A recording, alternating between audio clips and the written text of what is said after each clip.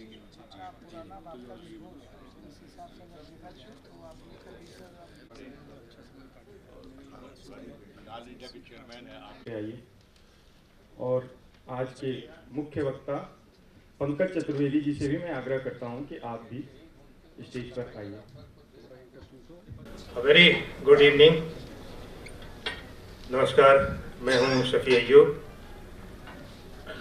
The readers conclave 2024 के दूसरे दिन के इस तीसरे सेशन में मैं आप सबका हार्दिक स्वागत करता हूं, इस्तकबाल करता हूं।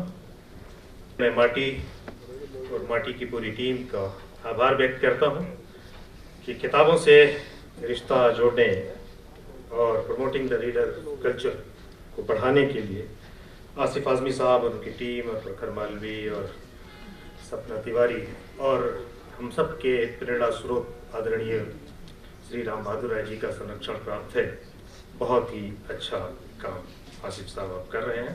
एक ताली अगर आसिफ साहब के नाम के लिए जाए तो करते। हर एक को भाती है दिल से फजा बनारस की, वो घाट और वो ठंडी हवा बनारस की, वो मंदिरों में पुजारियों का हुजूम, वो घंटियों की सदा, वो फजा बनारस की। तमाम हिंद में मशहूर है यहाँ की सहर, वो सुबह बनारस और अवध की शाम बहुत मशहूर है। कि तमाम हिंद में मशहूर है यहाँ की सहर, कुछ इस कदर है सहर खुशनुमा बनारस की। पुजारियों का नहाना वो घाट पर आकर, वो सुबह दम की फजा दिलकुशा बनारस की।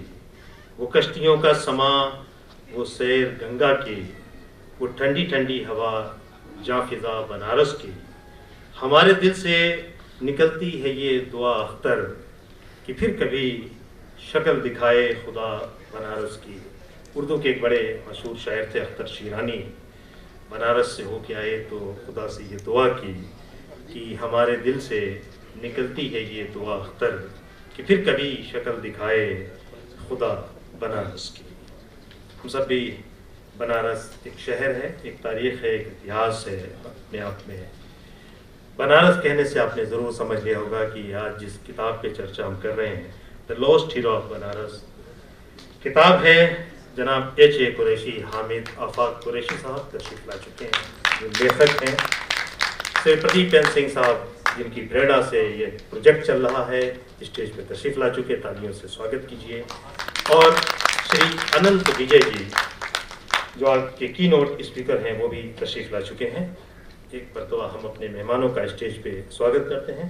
आसिफ साहब आप मुतमईन रहिए, 45 मिनट में ये प्रोग्राम समाप्त होगा। आप बीच बीच में आपको परेशान होने की ज़रूरत नहीं। अब मैं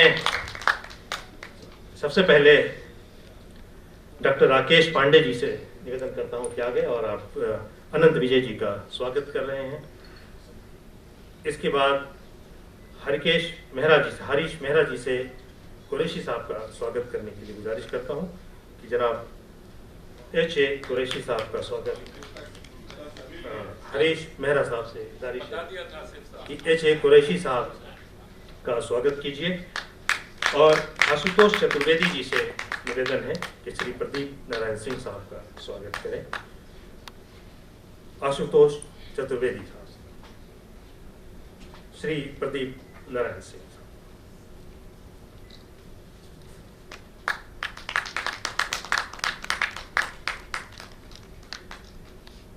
मित्रों, ये पुस्तक है the lost hero of Banaras, Babu Jagat Singh ji. 1 minute का समय मैं लूँगा और आसिफ साहब इस बीच में बिल्कुल आराम से बैठेंगे। ये प्रोग्राम चूँकि हमारे जो गेस्ट हैं उन्हें ये मालूम है कि उन्हें कितनी देर बोलना है और 5:45 पर ये प्रोग्राम समाप्त करेंगे। ये जो पुस्तक है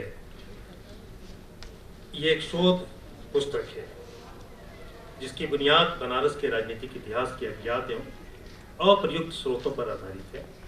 ऐसे स्रोत जो न केवल क्षेत्रीय अभिलेखागारों, भारत के विभिन्न राज्य अभिलेखागारों और भारतीय राष्ट्रीय अभिलेखागार में बिखरे हुए थे, बल्कि कई अंतर्राष्ट्रीय अभिलेखागारों में भी मौजूद थे, लेकिन इतिहासकारों की नज़र से बोझल और अनजान बने हुए थे। और ये काम कर दिखाया है संरक्षण प्राप्त रहा है माननीय प्रदीप नारायण सिंह साहब का, और कुरैशी साहब जो यहाँ दरमियान में बैठे हैं।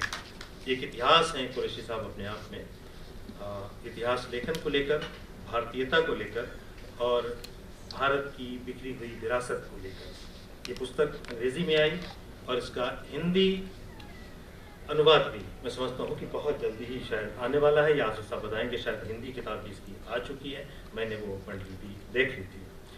आज के इस पुस्तक पे चर्चा के लिए जिस व्यक्तित्व को बुलाया है आसिफ साहब ने, बहुत ही जाना पहचाना नाम है अनंत विजय जी का। अनंत जी को आप पत्रकार भी कह सकते हैं, लेखक भी कह सकते हैं, और हम जैसे लोग जो मास कम्युनिकेशन के टीचर हैं वो उनको कोर्सेज में पढ़ाते हैं, जो कुछ उन्होंने भारतीय फिल्मों के बारे में लिखा है उस परंपरा से आते हैं, जहाँ आचार्य महावीर प्रसाद द्विवेदी या प्रेमचंद या उर्दू में मौलाना अबुल कलाम आज़ाद थे, जो बुनियादी तौर पे एक लेखक थे, एक विचारक थे, विद्वान थे, और वो पत्रकारिता में आए थे। उस पत्रकारिता की श्रेणी से अनंत विजय जी आते हैं। अनंत विजय जी जो बात कहते हैं वो बड़े दलाइल के साथ कहते हैं, तर्क के साथ कहते हैं और बड़े ही कन्विक्शन के साथ कहते हैं। आप अनंत विजय की बातों से सहमत हो सकते हैं या असहमत हो सकते हैं, लेकिन इग्नोर नहीं कर सकते हैं। विचार उत्तेजक उनकी भाषा है और भाषा पे पकड़ है। हिंदी और अंग्रेजी दोनों भाषाओं में बहुत ही अद्भुत वक्ता हैं और आप उनको सुनते रहते हैं। वो कालमनिगार हैं, दैनिक जागरण जैसे बड़े अखबार के एडिटर हैं, कई अखबारों से, टेलीविज़न से, ब्रॉडकास्टिंग जर्नलिज्म है उसके बड़े महत्वपूर्ण नाम है, हस्ताक्षर हैं, और फिल्मों के हवाले से कई बड़ी अच्छी किताबें लिखी, वो बेस्ट सेलर किताबें भी आपने लिखी हैं। मैं बहुत ही आदरपूर्वक बगैर समय गंवाए हुए अनंत विजय जी को, क्योंकि आसिफ भाई बार बार आपको जरा घूरते भी रहते हैं और मैं और भी कुछ कहना चाहता था, बाद में कुछ कहूँगा। मैं बहुत ही आदर से अनंत विजय जी को आमंत्रित करता हूँ। सबसे पहले वही माइक पे आए और आज के इस प्रोग्राम का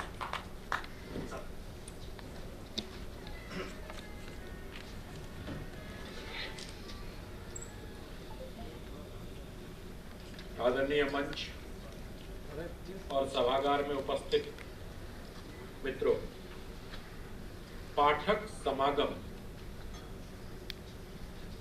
जब आसिफ साहब ने मुझसे ये चर्चा की, इसकी तिथि कोई 2 महीने पहले की तय हुई थी, जो टल गई और टल के फिर आज ये संयोग बना है। और मैं आप सबको हृदय से धन्यवाद देता हूं कि रविवार को आप सब लोग इस कार्यक्रम में सम्मिलित होने के लिए यहाँ आए।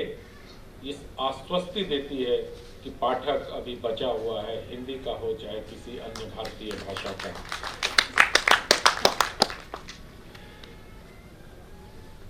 The lost. और उसके पहले मैं संचालक महोदय का बहुत आभार प्रकट करता हूं कि जितनी उदारता के साथ इन्होंने मुझे महावीर बाबू से लेके और जाने किस श्रेणी में रख दिया प्रभु, उतना अभी पर हाँ, आपका स्नेह है, उसके लिए मैं धन्यवाद देता हूं। इस पुस्तक के बारे में मुझे टुकड़ों में जानकारी मिल रही थी। मेरे एक मित्र हैं महात्मा गांधी अंतर्राष्ट्रीय विश्वविद्यालय वर्धा में प्रोफेसर मनोज राय, वो बहुत परेशान होकर उन्होंने एक दिन फोन किया कि लंदन में ब्रिटिश म्यूजियम में या ब्रिटिश लाइब्रेरी में किसी को जानते हैं क्या। तो मैंने कहा ऐसा तो कभी आवश्यकता ही नहीं हुई कि हम वहां तक पहुंच सके, हम तो दिल्ली के सेंट्रल रेफरेंस लाइब्रेरी से आगे बढ़े ही नहीं। खैर, तो किसी तरह उनको कहीं से उन्होंने कुछ किया और फिर सिंह साहब का नाम आया। सिंह साहब के बारे में उन्होंने बताया और ये जान के मुझे बहुत अच्छा लगा कि कोई अपने आदरणीय पूर्वज के लिए, श्रद्धेय पूर्वज के लिए इतनी कड़ी मेहनत कर रहे हैं। तो मैं सिंह साहब के लिए एक बार गुजारिश करता हूं आप लोगों से कि ताली बजाइए। ये बाबू जगत सिंह के, अगर मैं गलत नहीं हूं तो 8वें वंशज हैं, आज 6ठे वंशज हैं। तो ये किताब जो है इतिहास की उस कमी को पूरा करता है। हमारे यहाँ इतिहास लेखन की एक लंबी प्रविधि रही है, पिछले सत्र में भी इतिहास पे कुछ बातें हुई होंगी। तो इतिहास लेखन में जनश्रुतियों के आधार पर बहुत सारी चीजें कही जाती रही हैं। कि फलाने ने ऐसा कह दिया, नीलाभ ने तो 4 खंडों में हिंदी साहित्य का मौखिक इतिहास ही लिख दिया। तो मौखिक इतिहास होता है, उसकी प्रामाणिकता भी कभी कभी संदिग्ध हो जाती है जब उसमें बाद के दिनों में, लेकिन इस किताब को पढ़ने के बाद ये जो लॉस्ट हीरो ऑफ बनारस है, ये सचमुच इतिहास के बियाबान में खोया हुआ एक ऐसा नायक है जिसके बारे में न सिर्फ देश को जानना चाहिए, और मुझे अफसोस है कि स्वाधीनता के अमृत महोत्सव के समय ये पुस्तक क्यों नहीं आई। खैर, देर आई दुरुस्त आई। ये जिस प्रकार से 1799 में अंग्रेजों के खिलाफ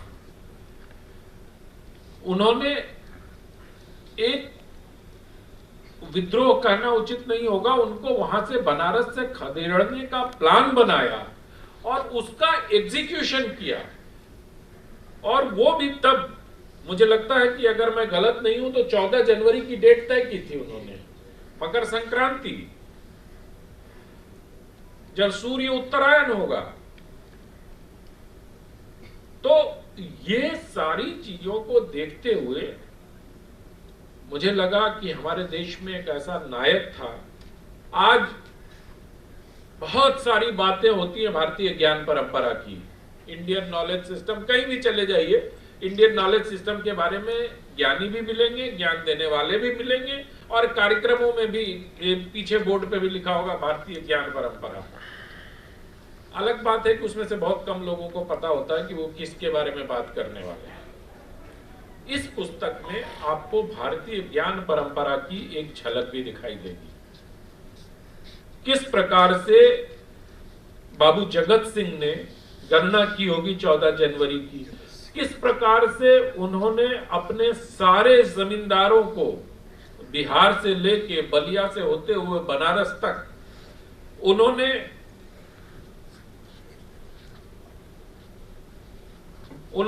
वो व्यू रचना की होगी, इसकी झलक इस पुस्तक में है। और इसमें बहुत सारे दस्तावेज भी हैं। मैं प्रकाशक महोदय से थोड़ा आग्रह करूंगा कि थोड़ा इसका प्लेट अगर साफ होता जो दस्तावेज है तो पढ़ने में मजा आता, वो थोड़ा सा।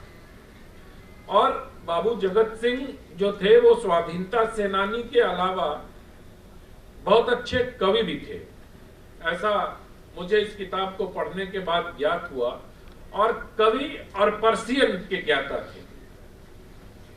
तो उस दौर में, और वो छोड़ दीजिए, वो मैं उनको राजा ही मानता हूं, वो वारेन हेस्टिंग्स की अगर का षड्यंत्र ना होता तो भी कोई और ही, लेकिन राजा तो राजा ही होता है, उसका मिजाज राजा का होता है, उसका स्वभाव राजा का होता है, उसके क्रियाकलाप राजा के होते हैं, उसका रहन सहन, उसके शौक राजाओं वाले होते हैं।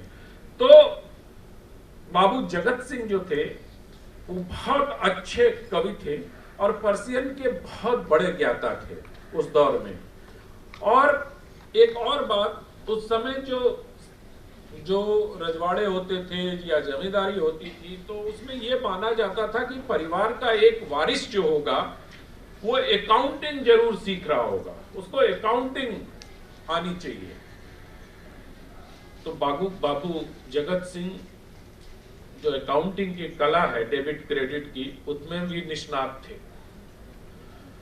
उनके स्टेट की रेवेन्यू 2,12,654 रुपए हो गई थी उस समय, जब वो कार्यकाल जब वो संभाल रहे थे। उस समय की बात कर रहा हूं, 1798, 99, 95 की बात हो रही है।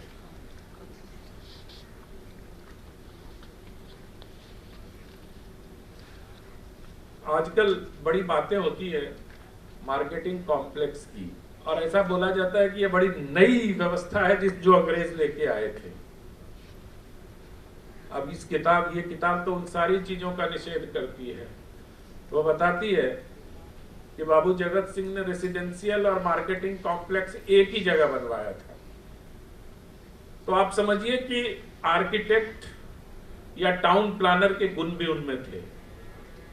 बड़ी सारी बहुत गुणों के समुच्चय को आप मान सकते हैं कि वो बाबू जगत सिंह थे।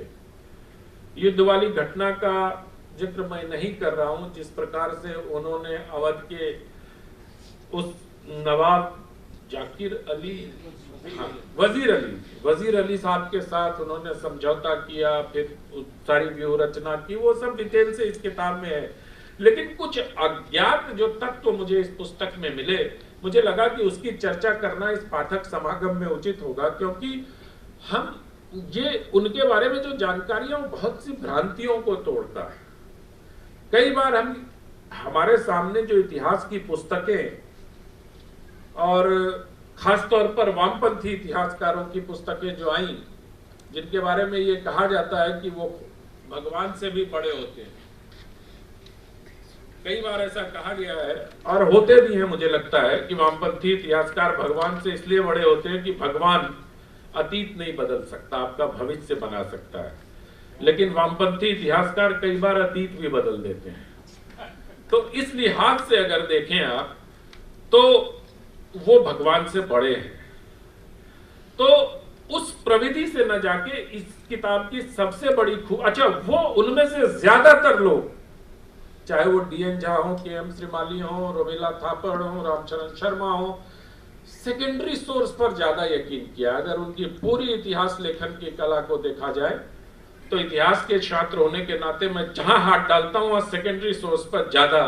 अब ये इसलिए कहता हूं सेकेंडरी सोर्स की, अगर रोमिला थापर पाली में कर रही है तो उनको पाली नहीं आती, अगर वो संस्कृत कोट कर रही है तो उनको संस्कृत नहीं आती, वो संस्कृत का अंग्रेजी अनुवाद पढ़ के संस्कृत के बारे में अपनी राय बनाती है। तो ये सेकेंडरी सोर्स है, और सेकेंडरी सोर्स में बहुधा गलती की गुंजाइश हो जाती है। इस पुस्तक में सबसे अच्छी बात यह है कि सारे प्राथमिक स्रोत का उपयोग किया गया, और हर जहां पे निर्णय दिया गया है या जहां पे कंक्लूडिंग रिमार्क पुस्तक में है, उसमें एस्टेरिक्स लगा के नंबर देके अध्याय के तुरंत बाद उसके बारे में बताया भी गया। ये इस पुस्तक की प्रामाणिकता को असंदिग्ध बनाती है। कहीं से आप उठा लीजिए, कुछ भी उठा लीजिए, आप इसमें प्रश्न नहीं उठा सकते। जो प्रश्न उठा रहे हैं उसका उत्तर अध्याय के बाद में। तो मुझे लगता है कि ये सारी चीजें करने के बाद एक और चीज जो मैं कहना चाह रहा था, हाँ, आजकल बड़ी बातें होती हैं सर्वधर्म समभाव की, जिसको लोग धर्मनिरपेक्षता भी कहते हैं। पंथ निरपेक्षता हमारे शायद संविधान में जब उसको 75-76 में डाल दिया गया तब भी उसको कहते हैं। आज भी जगतगंज में एक मस्जिद है, उस मस्जिद पर, इस किताब के हिसाब से, मैं गया नहीं उस मस्जिद में, लेकिन इस किताब में इस बात का उल्लेख है, सिंह साहब और हमारे अन्य लोग उसकी ताकीद करेंगे कि उस मस्जिद में जो पर्सियन में एक पत्थर लगा है जिसमें बाबू जगत सिंह का प्रमुखता से उल्लेख है, और उन्होंने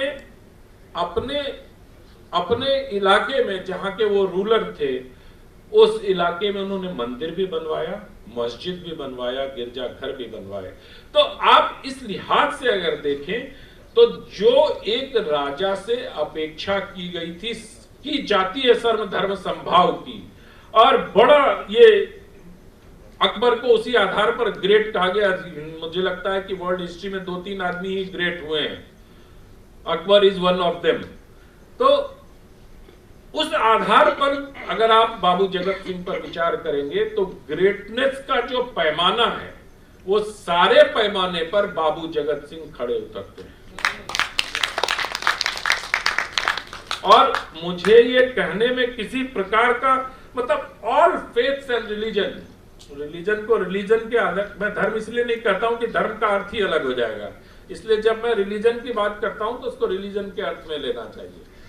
तो ऑल फेथ्स एंड रिलीजन के बारे में उनकी जो राय थी वो यही थी कि सब को एग्जिस्टेंस में रह सकते हैं, सब समान रूप से एक समाज का हिस्सा हो सकते हैं।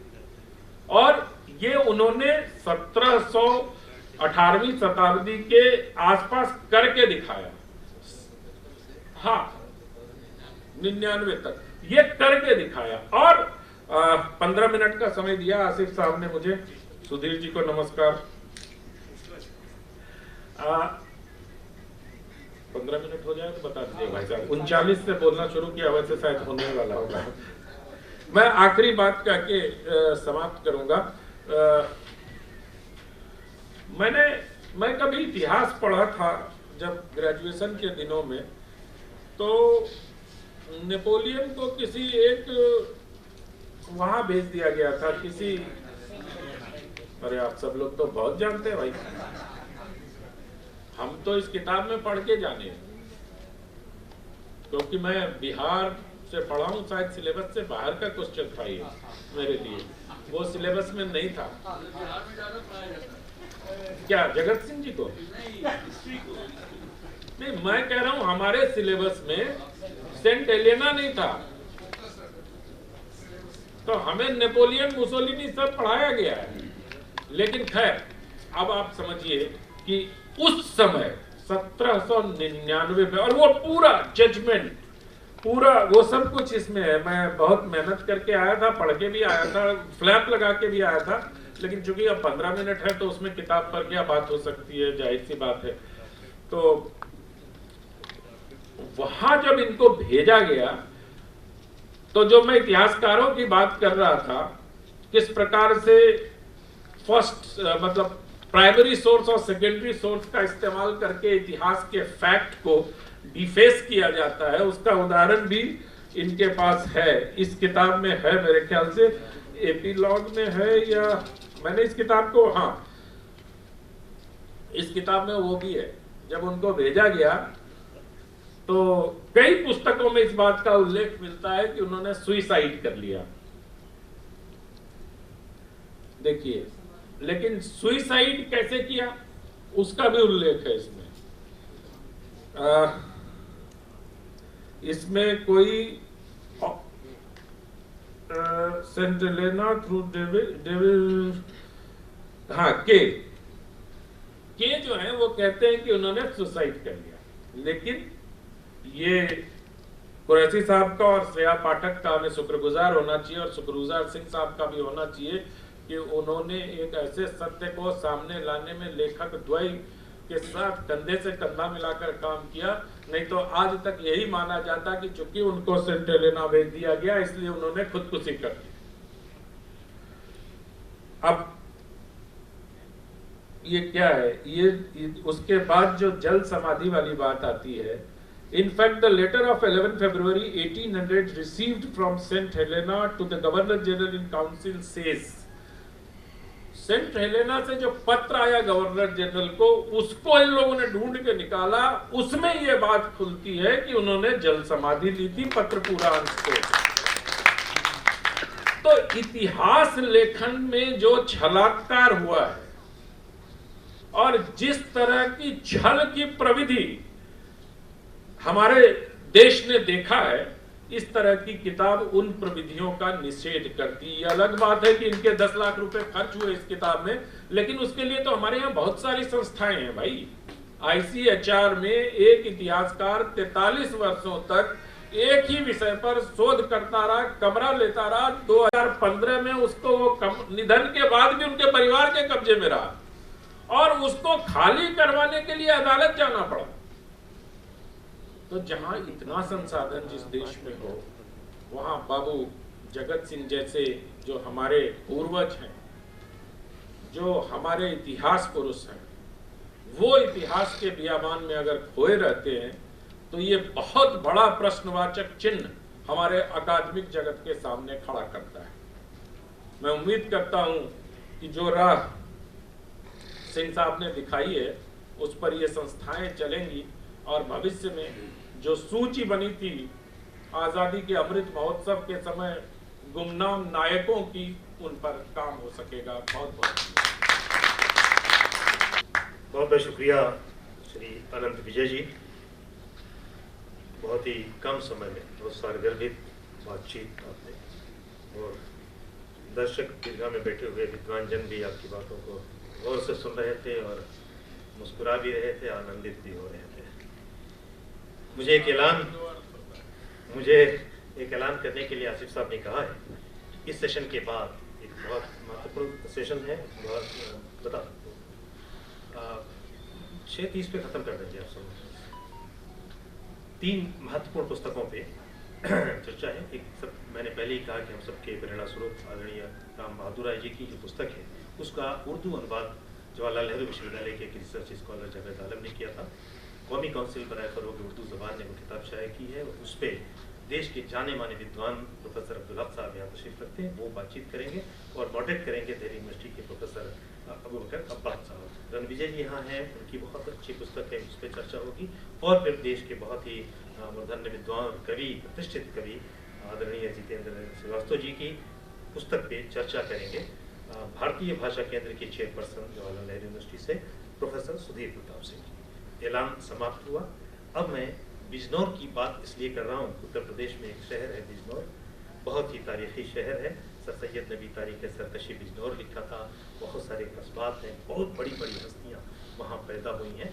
उसी सरजमीन पे आज़ादी से 2 साल पहले एक बड़ी हस्ती पैदा हुई थी जिसे हामिद आफाक कुरैशी का नाम दिया गया था, जो दुनिया में H.A. कुरैशी के नाम से जाने गए। वो बुनियादी तौर पे कुछ साइंटिस्ट हैं, मैं समझ नहीं पाता हूँ। उन्होंने एक बहुत बड़े इदारे में एक गेस्टेड अफसर के तौर पे अपनी खिदमत दी हैं। उन्होंने दिल्ली, जयपुर, लखनऊ वगैरह, उनकी डॉक्टरेट लखनऊ से किया उन्होंने, लेकिन वो इतिहास लेखन को उन्होंने एक धर्म की तरह से लिया और उसको बड़ी जिम्मेदारी के साथ इतिहास लेखन किया है कुरैशी साहब ने। इसीलिए बहुत ही सम्मानपूर्वक उनका नाम लिया जाता है। और अवध की तारीख के हवाले से जितने राइटर्स ने जो किताबें लिखी हैं वो जनाब हामिद आफाक कुरैशी को कोट करते हैं और जिम्मेदारी के साथ करते हैं। ये पुस्तक जिसके बारे में भी अनंत विजय जी को हम सुन रहे थे, जिन्होंने जहाँ जहाँ से जो बातें कही शेरा पाठक को, और ये कुरैशी साहब की देन है कि उन्होंने इतनी अच्छी पुस्तक, हिंदी में भी ये पुस्तक आ चुकी है या नहीं बात है। मैं बहुत ही आदरपूर्वक, क्योंकि 10 ही मिनट का समय है, मैं कुरैशी साहब को आमंत्रित करता हूँ कि वो माइक पे आएँ और बात करके अपनी तारीफ के साथ।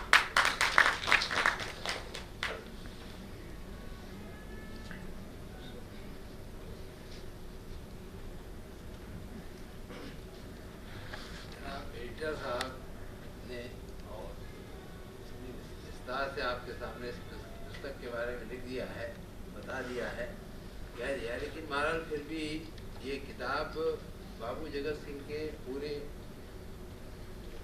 बायोग्राफिकल इसके समझिए इसको कि जहाँ से उनका पहली इंफॉर्मेशन मिली वहाँ से लेके उनकी डेथ तक का पूरा हाल बयान करती है। लेकिन उसमें जो हाईलाइट करने लायक ये चीज़ें थी वो 3 थी। एक तो ये था कि 1754 से जब उनका पहला पता लगता है कि 1754 से में इनके दादा की डेथ हो गई थी, तो उस समय से बनारस के दूसरे राजा बलवंत सिंह जो सबसे योग्य शासक थे क्या नाम बनारस के, उन्होंने उनका लालन पालन किया, उनकी शिक्षा दीक्षा की और उनकी ट्रेनिंग की। जैसा कि एडिटर साहब ने आपको बताया कि वो एडमिनिस्ट्रेशन में और दूसरे विभागों में और जो ट्रेडिशनल एजुकेशन होती है वो भी उन्होंने हासिल की, जैसा कि उस ज़माने का रिवाज था। लेकिन और जो दूसरे रिलेवेंट साइंसेस थी उन्होंने उसको भी पढ़ा। उसी में एक उन्होंने पर्शियन में बहुत बड़ी, प्रोज में भी और पोइट्री में भी, दोनों में भी बहुत बड़ा ज्ञान हासिल किया और वो इतने अच्छे कवि बने कि उनकी कविता सब अर्द अजीज थी, हर आदमी उसको की सराहना करता है, चूँकि उस ज़माने में पर्शियन पोइट्री का बड़ा रिवाज था। तो अवध के एक नवाब ने उनको नाइटिंगेल ऑफ इंडिया का खिताब दिया था, यानी वो पहली शख्सियत है भारत में जिसे नाइटिंगेल ऑफ इंडिया की उपाधि मिली थी। हम सरोजिनी नायडू जी को जानते हैं, लेकिन उससे पहले जगत सिंह जी को ये उपाधि मिल चुकी थी। दुर्भाग्य की बात यह है कि तमाम चीज़ें देखने के बाद, तमाम चीज़ों का पता लगाने के बाद आज तक हमको उनके बारे में ये नहीं पता लग सका कि उनका तखल्लुस क्या था, उनका कलाम या कोई भी एक शेर भी हमको नहीं मिल सका। तमाम जितने तस्करे जिसमें कि जिक्र होता है पर्शियन पोएट का वो देखे गए और देखे गए, इरेगुलर भी देखे गए, लेकिन कहीं कुछ नहीं मिलता। तो उसके पीछे वजह क्या है, क्यों नहीं मिलता, क्या बात है? जिस शख्स से अंग्रेज इतने नाराज हो गए थे, चूंकि उन्होंने अंग्रेजों के खिलाफ क्रांति की थी और उन्होंने इतना बड़ा फैसला लिया था। पहले तो कहा कि नहीं इनको फांसी दे दी जाए, बाद में कहा नहीं इनको इनको आजीवन कारावास दे दिया जाए। फिर जब काउंसिल के पास ये बात पहुंची तो काउंसिल कहा नहीं इनको देश से निकाल दिया जाए। उसके बाद भी जुलाई में ये चीज़ हो चुकी थी। फिर अगस्त में इनको फोर्ट विलियम में ले जाकर कैद भी कर दिया गया था और वहाँ वो कैद के दिन गुजार भी रहे थे। लेकिन अंग्रेज एक समझ नहीं पा रहा था कि इनको यहाँ रखा जाए या कहाँ रखा जाए। और 1799 में फिर उन्होंने फैसला किया कि इनको सेंट हेलेना भेजा जाए। क्यों भेजा जाए कि जिस ज़माने में इन्होंने अंग्रेज़ों के खिलाफ बगावत करने की सोची थी, तो अवध, बिहार, बनारस की जमींदारी और कलकत्ता तक के तमाम जो जमींदार थे उनको इन्होंने अभी तरफ मिला दिया। 85,845 पर्सन को इन्होंने कमिट कर लिया था कि हम आपका साथ देंगे। उसके बाद ये हुआ कि जो इन्होंने एक एनवायरमेंट उनके चाहते थे कि जब जमन शाह हमला करें उस वक्त हमला करें, या ऐसे समय में हमला करें कि जब जैसे सिंधिया जी हमारी मदद कर सकें। लेकिन जिंदगी में देखिए कोशिशों को करने के लिए इंसान बहुत करता है। दूसरों के सहारों पे कब तक चलोगे, करंचों पे अपनी जिंदगी को कब तक चलाओगे, किसी दूसरे आसरों पे कब देख के अपनी कुछ आज़ादी को, किसी चीज़ को, तमन्नाओं को लाओगे सामने। ये आदमी 94 से सोच रहे थे कि मैं अंग्रेज़ों के खिलाफ, क्योंकि मैंने इनसे तमाम पिटीशन भेजे जो मेरे खिलाफ नाइंसाफियाँ हुई हैं उसको वो दूर करें। उन्होंने दूर नहीं किए, बल्कि उनके पिटीशन को रिजेक्ट कर दिया।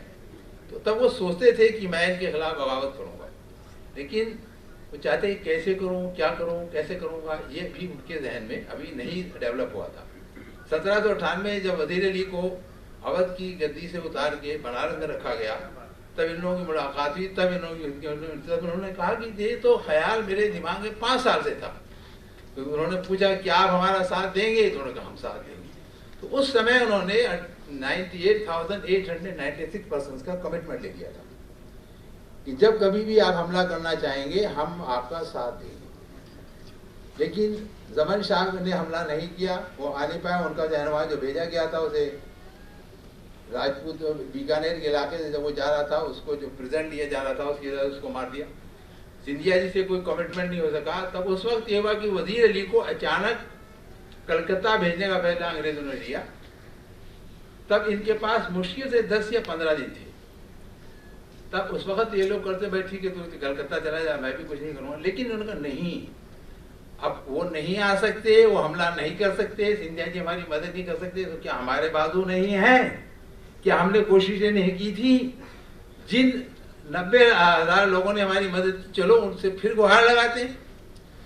8 से 10 दिन के अंदर उन्होंने 12,000 से ज़्यादा 12,357 करीब लोगों की फौज इकट्ठी कर ली, और उस फौज से वो अंग्रेज़ों से लड़े। और बनारस में 5 घंटे तक मुकम्मल लड़ाई होती रही। और उसके बाद फिर जाहिर बात है कि क्योंकि इनके पास आर्टिलरी नहीं थी तो वो हार गए। और हारने के बाद फिर उन्होंने फैसला किया कि मैं अंग्रेज़ों के खिलाफ इस जंग को जारी रखूँगा। और वो यहाँ से बनारस से फुटबॉल गए, गोरखपुर गए, बहराइच गए। लेकिन जगत सिंह जी ने कहा कि मैं अब कहीं नहीं जाऊँगा, मैं हार गए, ये जगह जंग में ही रहे। लेकिन इनकी जब कॉन्स्पिरेसी का अंग्रेज़ों को पता लगा तो उनको ये समझ में आया कि साहब ये आदमी को अगर यहाँ हिंदुस्तान में रखा गया तो ये फिर अगर आ गया तो इससे बड़ा बवाल मचाएगा। तो इसलिए इनको सेंट हेलेना भेजने की चीज़ बनाई थी। बाकी उनके साथ क्या हुआ आपने बताया ही है। दूसरे इसके अलावा दूसरी चीज़ जो सर्व धर्म स्वभाव वाली वो बात भी आपको एडिटर साहब ने बता दी। तो उस जमाने में जब ये जगतगंज में मना रहे थे, इनको पता लगा कि साहब सारनाथ में एक जगह है जहाँ पर कुछ ईंटें या बहुत चीज़ें पाई जा सकती हैं। उनको ये नहीं पता था कि वो जगह ये नीचे क्या है। वो ज़मीन में सदियों से दबी पड़ी हुई थी। जब उन्होंने उसकी खुदाई कराई तो 27 फीट तक खोद जा सके तो वहाँ पर उनको एक पत्थर की मंजूषा मिली। उस मंजूषा पत्थर का एक बक्सा मिला, उसमें एक हरे रंग की मंजूषा मिली जिसमें कुछ मानव हड्डियाँ थी, कुछ रतन थे, कुछ सोने की पत्तियाँ थी, ये सब था। और वहाँ पर एक बुद्ध जी की प्रतिमा भी मिली। तब उससे उनको अंदाज़ा हुआ कि ये तो भाई धार्मिक स्थल है। तो उन्होंने उसी वक्त सारनाथ की में जो खुदाई करवा रहे थे उसको रोक दिया और उसने अब इसके आगे नहीं होगी और उसको अपना नाम दिया, क्योंकि वो उनकी जमींदारी में आता था सारनाथ, ताकि ये आगे के लिए संरक्षित हो सके। उस समय से तो वो उसके संरक्षण करने वाले बने। सारनाथ या बुद्धिज्म का सेंटर का पता लगाने वाले जगत सिंह जी हैं। कनिंघम या कोई और नहीं है। अंग्रेजों ने यही कहा और कहा कि ये तो दीवान थे चेत सिंह के, इन्होंने वहां से खोद के विनष्ट कर दिया। उन्होंने विनष्ट नहीं किया, 12 फीट उन्होंने खोदा था, 6 फीट की ईंटें और पत्थर उन्होंने निकाले थे, तो 6 फीट को ऐसे ही छोड़ दिया। पत्थर की जो मिला था बक्सा उसको वहीं छोड़ दिया, और जो मिली थी मंजूषा उसको फौरन से एशियाटिक सोसाइटी ऑफ बंगाल ने भेज दिया 1794 में। सब कहते हैं कि साहब ये 1794 का वाकया है, लेकिन उन्होंने तो 1787 में खुदाई शुरू की थी, तभी उनको चीजें मिल गई। यानी 1787 is the date of the discovery of Sarnath and Buddhist ruins। तो उस जमाने से उन्होंने प्रिजर्वेशन किया। इन्होंने जो अंग्रेजों ने एक्सकेवेशन की उसमें उन्होंने बुरी तरीके से उसका सत्यानाश किया, और वहां से जो मूर्तियां मिली, वहां से जो पत्थर मिले, उसको जो उन्होंने 2 पुल बनाए बनारस में, उसके अंदर डाला, गार्ड पैसेट मूर्तियां उसी में डाली, तमाम तरह की वो डाली। तो जगत सिंह इस किताब से में हमने मतलब इन सब चीजें फैक्ट्स वगैरह को निकाल के दिखाया है कि he was the preserver and the British was the destroyer of Sarnath. He was not the destroyer of Sarnath. That is in brief which I would like to tell you. Thank you. Thank you very much, Dr. Qureshi. हम एक गीत अक्सर गाया करते थे, sir कटा सकते हैं लेकिन सर झुका सकते नहीं। उसमें एक 2 मिसरे आते थे कि कितने वीरानों से गुजरे हैं तो जन्नत पाई है, सैकड़ों कुर्बानियां देकर ये दौलत पाई है, खाक में अपनी आज़ादी को हम हरगिज़ मिटा सकते नहीं। बाबू जगत सिंह का जो बात अभी कुरैशी साहब कह रहे थे, हमारे उन देशभक्त लोगों ने जान की बाजी लगाकर वो आज़ादी हमें दी थी, जिसे हमें अब छोड़ना है, हमें बढ़ाना है। हम समय से चल रहे हैं। अब आसिफ साहब के दिल की धड़कनें नहीं बढ़नी चाहिए। आसिफ साहब यहाँ बैठे हुए, मैं सामने इनका जिक्र नहीं होता, हमारे पास समय है 1 मिनट का। इससे पहले कि मैं बाबू प्रदीप नारायण सिंह साहब को यहाँ बुलाऊं, ये बड़े बेचैन आत्मा हैं। आसिफ साहब ऐसी महफिलें सजाते रहते हैं, किताबों से हमारा रिश्ता जोड़ते रहते हैं, माटी से हमारा रिश्ता जोड़ते रहते हैं, लोगों को मिलाते रहते हैं, और चाहते हैं कि ये गुफ्तगू बंद ना हो, बात से बात चले, कि एक जा रहते नहीं आशिक़ बदनाम कहीं, दिन कहीं रात कहीं, सुबह कहीं शाम कहीं, ये रखते रहते हैं। और इसके बाद का सेशन बहुत उम्दा सेशन होना है, मैं जाऊँगा। सिर्फ ये बात कह दूँ कि रॉयल फैमिली के ये वो शख्स सामने बैठे हुए हैं, छठे वंशज हैं बाबू जगत सिंह के, आप देख सकते हैं। इन्होंने न सिर्फ ये कि अपनी जेब खास से पैसे खर्च किए, बल्कि एक टीम बनाई और बड़े सुजग लोगों को एक प्रोजेक्ट के तौर पे इस काम को आगे बढ़ाया है, और तब ये एक बहुत ही उम्दा रिसर्च की किताब हमारे सामने आई है। एक विजनरी शख्सियत है प्रदीप नारायण सिंह साहब, एक बड़े नेशनलिस्ट हैं और बहुत ही प्रखरता के साथ अपनी बात रखते हैं। आप तालियों के साथ मैं बाबू प्रदीप नारायण सिंह को माइक पे बुलाता हूँ कि अपनी बात रखें।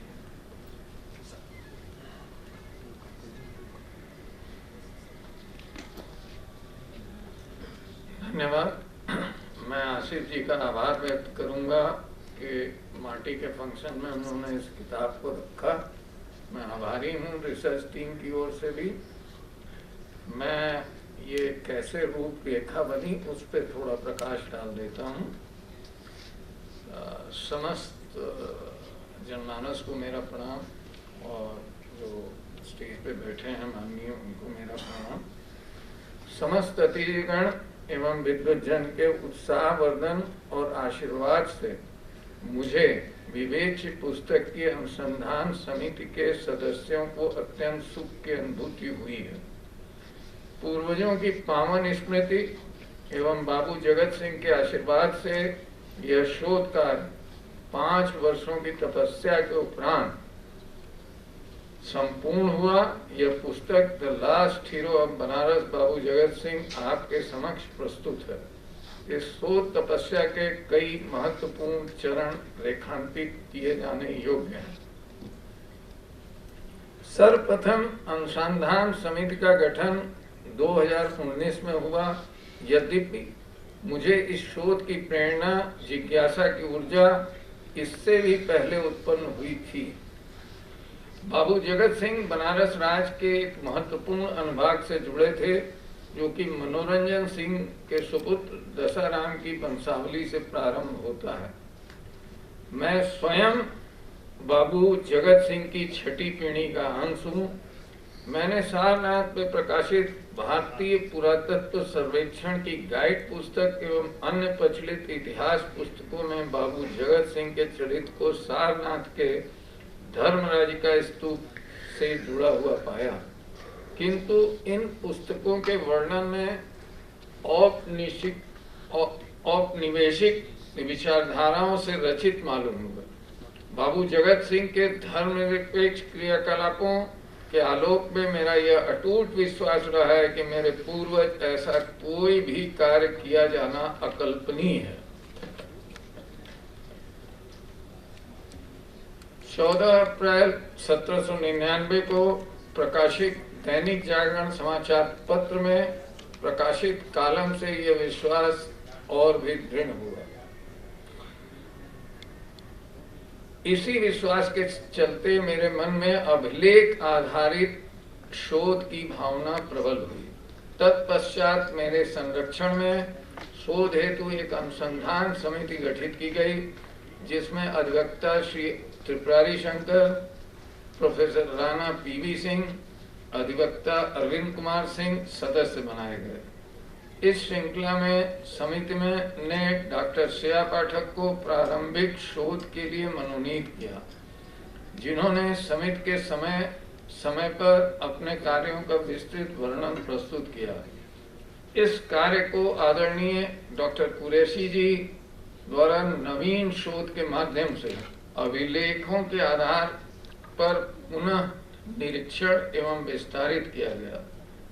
वे मेरे पिता तुल्य हैं और मैं इस कार्य के लिए उन्होंने अपनी आयु, स्वास्थ्य की जटिलताओं की परवाह न करते हुए अपना संपूर्ण स्नेह प्रदान किया, जिनकी परिणति वर्तमान पुस्तक के रूप में है। डॉक्टर साहब आज हम लोगों के बीच में हैं। डॉक्टर साहब बहुत बीमार थे, इनको हार्पिस हो गया है, लेकिन फिर भी वो इसके बीच आप लोगों के समक्ष उपस्थित हुए। इसके लिए मैं रिक्वेस्ट करूंगा कि एक जोरदार तालियां हों। अभिलेखों की खोज एवं अध्ययन हेतु हमारी शोध टीम ने क्रमशः दिल्ली, प्रयागराज, बनारस, कलकत्ता, लखनऊ, लंदन स्थित अभिलेखागारों, पुस्तकालयों में अपना बहुमूल्य समय व्यतीत किया और पुस्तक में अंकित तथ्यों के संबंध में प्रारंभिक साक्ष्य एकत्रित किया। शोध टीम का संचालन डॉक्टर कुरैशी के निर्देशन एवं निगरानी में सर्वश्री समी अहमद, अंशुमान श्रीवास्तव, नीलाश्री दास गुप्ता के प्रयासों से संपन्न हुआ और इस कार्य में Shri Shamim Ahmad, Vikas Yadav, Syed Hasan, Ashok Anand and major doctor Arvind Singh ji की महत्वपूर्ण योगदान भी सराहनीय है।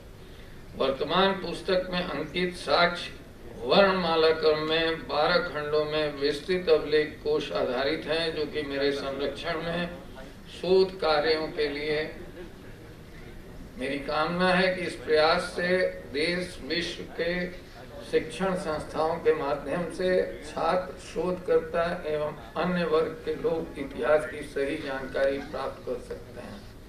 जब ये पुस्तक आई तो मेरा ये विचार था कि जितने भी उसमें रेफरेंसेस दिए गए हैं, इसको अल्फाबेटिकल हम लोगों ने 12 वॉल्यूम में बना के रखा है।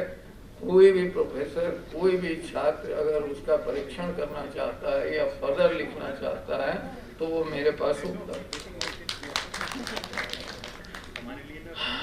उपरोक्त शोध पुस्तक प्रामाणिक साक्ष्यों के आधार पर निम्नलिखित तथ्यों पर प्रकाश डालती है। बनारस में अंग्रेजों के विरुद्ध योजनाबद्ध सशस्त्र विद्रोह 14 जनवरी 1799। यह पुस्तक घोषित प्रथम स्वतंत्रता संग्राम 1857 से 58 वर्ष पूर्व बनारस में जगतगंज राज परिवार के पूर्वज बाबू जगत सिंह एवं वजीर अली खां द्वारा योजनाबद्ध एवं रक्त रंजित सशस्त्र विद्रोह पर प्रकाश डालती है। इस विद्रोह की योजना एवं संचालन बाबू जगत सिंह द्वारा संभव हो सका। परिणाम स्वरूप निजामत अदालत स्पेशल कोर्ट बनारस द्वारा 22 जुलाई 1799 को बाबू जगत सिंह को फांसी की सजा सुनाई गई।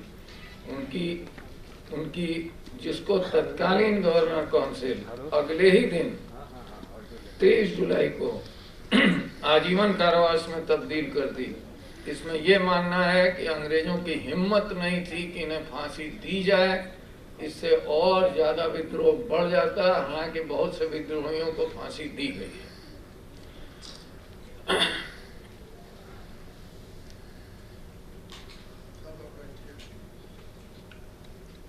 परिणाम स्वरूप 22 जुलाई 1799 को बाबू जगत सिंह को फांसी की सजा सुनाई गई, जिसको तत्कालीन गवर्नर काउंसिल कलकत्ता ने अगले ही दिन 23 जुलाई 1799 को आजीवन कारावास की सजा में तब्दील कर दिया। इसके उपरांत उन्हें चुनार दुर्ग स्थित कारागार में बंदी रखा गया और बाद में कलकत्ता भेजने का निर्देश पारित किया गया। 10 अगस्त 1799 को इन्हें नदी परिवहन के माध्यम से अंग्रेजों के सशस्त्र बलों की निगरानी में चुनार पोर्ट से फोर्ट विलियम कारागार कलकत्ता ले जाने की यात्रा प्रारंभ हुई, जो कि 31 अगस्त 1799 को यह यात्रा पूर्ण हुई। गवर्नर काउंसिल ने 18 अक्टूबर 1799 को इनके आजीवन कारावास का स्थान सेंट हेलेना द्वीप दक्षिण अफ्रीका निर्धारित किया। यह द्वीप भारत तट से 10,000 नॉटिकल माइल पर स्थित है और ये घटना नेपोलियन बोनापार्ट के कारावास से 16 वर्ष पूर्व की है। काउंसिल उक्त निर्णय को 19 अक्टूबर 1799 को सुनाया गया और 20 अक्टूबर को बाबू जगत सिंह को हुगली नदी, जो कि गंगा नदी है, के रास्ते से ऑस्टरली नामक जहाज पर अवरोहण के लिए नाव द्वारा रवाना किया गया। वो ऑस्ट्रेली जहाज था, वो गहरे समुद्र में खड़ा था, जो कि बड़ा जहाज था जिसको कि सेंट हेलेना ले जाना था, रवाना किया गया। किंतु जैसे ही इनकी नाव समुद्र में गंगा सागर के पास पहुंची, इन्होंने अपने वतन छोड़ने के बजाय जल समाधि ग्रहण करना श्रेष्ठकर समझा। सारनाथ की खोज। जगतगंज राज परिवार अनुसंधान समिति द्वारा किए गए शोध से ये ज्ञात होता है कि सारनाथ की खोज बाबू जगत सिंह द्वारा एक आकस्मिक खनन गतिविधि के चलते सामने आई है। खनन के दौरान एक मंजूषा प्राप्त हुई है जिसमें अस्थियां, रत्न एवं आभूषण मिले। वह समझ गए कि ये प्राचीन समाधि स्थल का चिन्ह है। उन्होंने तत्काल खनन रोक दिया और प्राप्त हुई अस्थियों को सनातनी परंपरा अनुसार गंगा में प्रवाहित कर दिया। मंजूषा प्राप्त होते ही खुदाई बंद कर दी गई और इस खुदाई से ही सारनाथ को सुव्यवस्थित उत्खनन का मार्ग प्रशस्त हुआ। इसके विस्तृत वर्णन से यह साबित होता है कि बाबू जगत सिंह में भ्रामक प्रचार किया जा रहा है। वह सारनाथ के विध्वंसक नहीं, संरक्षक थे और अंग्रेज इसके विध्वंसक। मंजूषा से प्राप्त हुए बहुमूल्य रत्न एवं आभूषण मंजूषा सहित तत्कालीन अंग्रेज अधिकारी जॉनथन डंकन के माध्यम से कलकत्ता स्थित एशियाटिक सोसाइटी को 1794 में सुपुर्द कर दिए गए। बाबू जगत सिंह ने बचे हुए स्तूप को अपना नाम जगत सिंह स्तूप देते हुए संपूर्ण क्षेत्र को संरक्षित कर दिया। प्रश्न ये है कि एशियाटिक सोसाइटी को सुपुर्द सामग्री कहां और कैसे गायब हो गई, इसकी खोज होनी चाहिए।